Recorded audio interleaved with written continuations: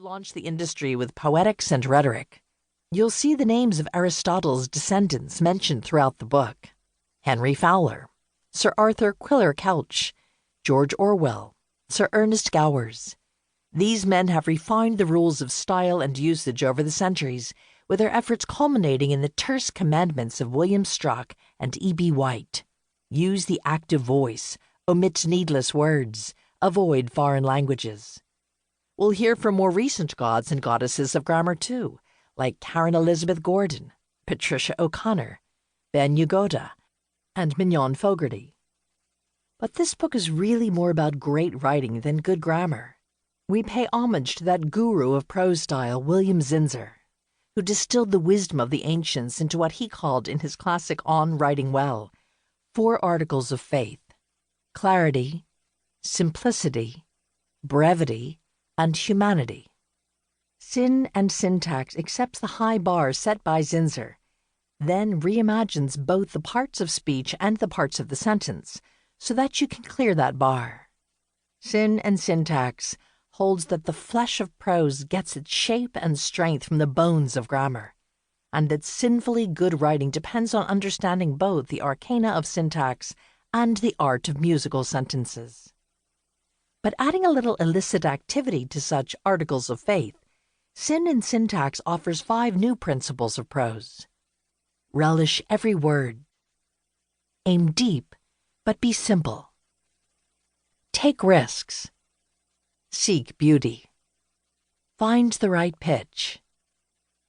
Moving from the basic to the sophisticated, Sin and Syntax covers the parts of speech and how to exploit them, in words, shows the parts of a sentence and how to arrange them, in sentences, and reveals how melody, rhythm, lyricism, and voice give prose its mystery, in music.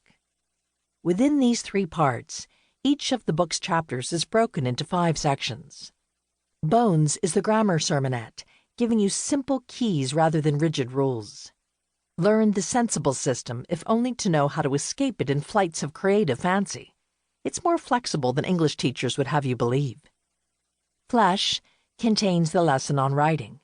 Linking grammar to prose, it shows how the parts of speech, the elements of sentences, and the techniques of music give us our most riveting stories. Cardinal Sins catalogues true transgressions, errors made in ignorance. This section will set you straight, exposing the disaster that lurks in mangled syntax.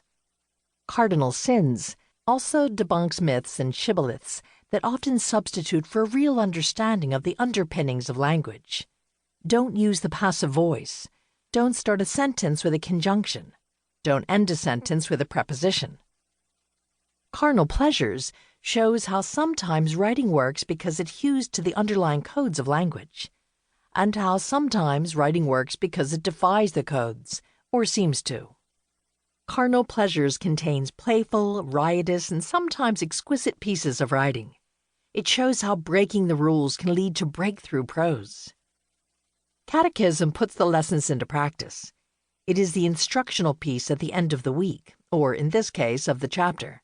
Some simple exercises will test your understanding of grammatical or stylistic ideas, and writing prompts will encourage you to stretch new muscles. Keys to the answers, when relevant, are given by chapter in the appendix. Sin and Syntax is designed so that a novice can march from chapter to chapter in orderly fashion, learning how to sync the parts one at a time. But it is also designed so that a prose veteran can head directly to troublesome areas for a refresher course in grammar and a reliable list of do's and don'ts. Straightening out grammar and syntax is of course not the be-all and end-all of writing.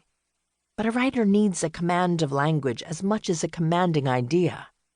When style complements substance, when technique is put into the service of a good tale, prose can pulse with life. Part 1. Words. The French mime, Etienne de Croix, used to remind his students, "One pearl is better than a whole necklace of potatoes."